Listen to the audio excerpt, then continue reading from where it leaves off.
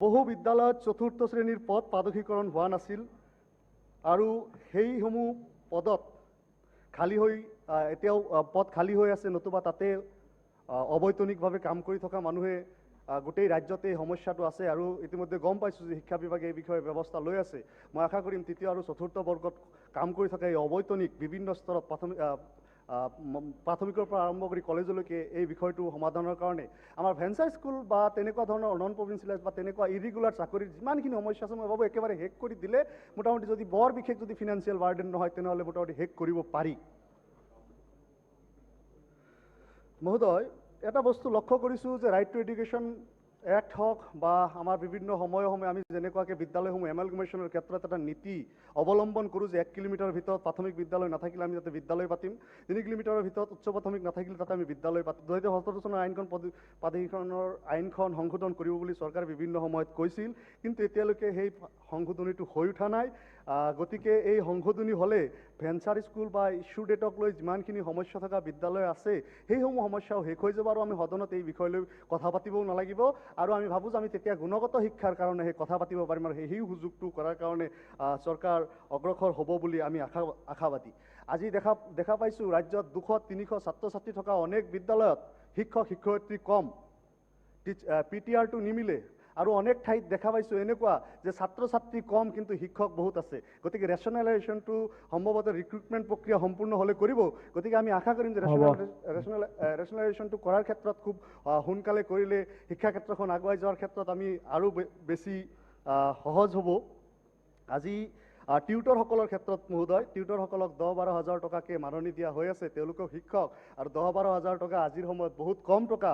আজি এয়া আকাশলংঘী মূল্যবৃদ্ধিৰ সময়ত এই 10-12 হাজাৰ টকাটো বিবেচনা কৰিব লাগে।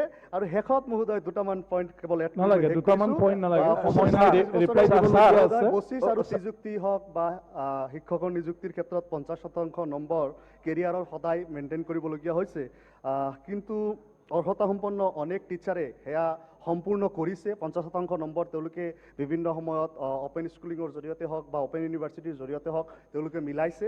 এতিয়া তেওঁলোকক এজ এ ৰেগুলাৰ টিচাৰ হিচাপে ট্ৰিট কৰাৰ কাৰণে বিভাগে ব্যৱস্থা ল'ম বুলিও কৈ আছে, যেতিয়া বহুত দিনৰ পৰা লোৱা হৈ থকা নাই। গতিকে আমি আশা কৰিম যে এইখিনি প্ৰশাসনিক সংশোধনীৰ জৰিয়তে এই যিসকল যোগ্য ব্যক্তি তেওঁলোকক ৰেগুলাৰ টিচাৰ হিচাপে ট্ৰিট কৰা হওক। নতুনকৈ পাদকীকৃত হোৱা আপাৰ প্ৰাইমাৰী স্কুলসমূহত হেডমাষ্টাৰৰ পদটো পাদকীকৰণ নকৰাত প্ৰশাসনিক কাম কাজত বিভিন্ন অসুবিধাৰ সন্মুখীন হোৱা পৰিলক্ষিত হৈছে।